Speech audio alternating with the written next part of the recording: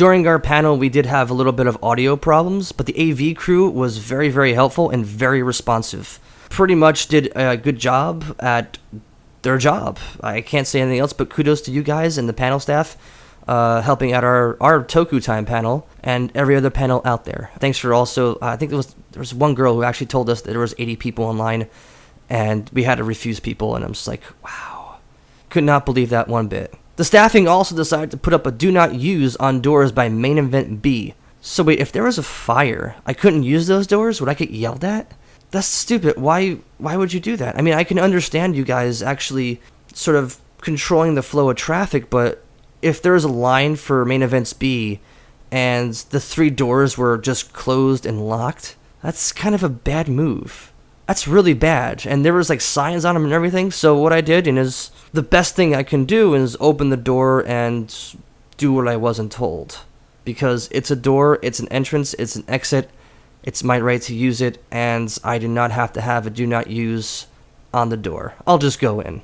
No, I also feel like there should be an app of some sorts for this convention. Last year they did have an app for the Android and iPhone. This year they didn't have it, and I think there was a thread on the AnimeNEXT forum that stated that there was something wrong with guestbook or something like that, and they never used it. I hope that they actually will use it next con for AnimeNEXT 2013 to actually keep up to date with panels and signing appearances and what have you, and schedule changes, yada yada yada. So AnimeNEXT staff, executives, listen up, because that's what I want to see, is an app for the phone. Maybe an app that says, maybe 365 more days till AnimeNEXT 2013. Something crazy that'll get a bunch of hype. Next would be the panels. The panelists were not notified or kept in very close contact on the submissions throughout the whole entire process of submissions. I think it ran from February or January to February, I'm not too sure. But it was a very short window of opportunity, and there was a ton of panels. I agree with everybody else here that it was a hectic cluster of crap that happened. So the past few weeks, toward the end of May, is when we found out that our panels were getting approved, and it was supposed to be said after the date that it was deadlined. And yeah, it was just a really bad juggle of submissions and stuff like that. It was just really bad experience with that. However, it did go over really good, and we got our panel, and I'm pretty happy with what we had, and I feel sorry for anyone else who had a panel who got screwed over. I'm sorry, guys, but it happens, I guess. I don't know, it's just really weird why they would do that. As far as the panel variety, there are few and far between that were actually really good. A lot of panels had no-shows, a lot of panels were delayed, and a lot of panels fused into other panels, which caused a huge problem. See the last one I just talked about. The dance party, shouldn't that be 18 plus? I'm just saying, there could be problems in that room. Pedo bear problems.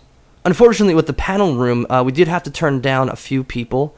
I want to say our room held about 56 people, and we had 80 plus. So the huge volume of people had to be turned down toward the end. Another con tip for those who don't know about con tips: get there if it's really popular. Get there within an hour. If it's not so popular, get there within a half an hour. You'll definitely get a seat by then. Just got to make sure and know how to do time management. And maybe I'll make a video about that. I would say add more autograph signings for the guests instead of having a cluster of craziness on one day. That's pretty much it. I heard there was also secret signings that were happening throughout the whole entire convention. I don't know if it was a first come first serve, which it sounds like, but it was really, really unfortunate that I missed a lot of them, and I'm pretty sure everyone else was really pissed off too at these secret signings that were either, I don't know if they were posted on Twitter, on Facebook, or whatever, or they just heard through the grapevine, but that was really, really bad, because I'm looking right here at the program guide on the panels listing and autographs and such. Nothing here on autographs for Saturday and Friday and Saturday, except for Sunday. That's about it for signings, and that was really bad, and I think they should actually add more signings next year for the guests. A lot of the same panels were evident this year as opposed to last year. Some of them included, and I'm sorry if I'm offending you in any sort of way, A lot of cosplay panels, voiceover workshops, a bridge series, and game shows. Yeah, there's way too much, and maybe a few things that were pretty good. I would have to say that something unique was the Brawny panel, and I don't like Brawnies, but I'll give them credit for giving themselves an hour for fans of My Little Pony. You know, girls, guys, doesn't matter. It was very unique to see that there this year. And to the Brony guys who ran that panel, I hope you guys had a lot of people in that room. Kudos to you, Bronies. Kudos. And of course, I can go on and on about the attendees being there, stopping the flow of traffic just for a photo op. And of course, you know, just throwing the garbage all around, causing fires at the Doubletree Hotel. And I can blame that all. I can blame everything that's happening on the AnimeNEXT staff. But I can also blame Bill Rogers, because he wasn't here. And because you weren't here, Bill, look what happened. People got stuck in elevators. There was a fire at the Doubletree Hotel. Look what happened around the whole entire convention. There was garbage all around there because you weren't there, Bill Rogers. You were not there to help us. You were not there to be a part of us. You were not there to sign any autographs. You're somewhere else in the bayous of America. You could not be in your own backyard, Bill.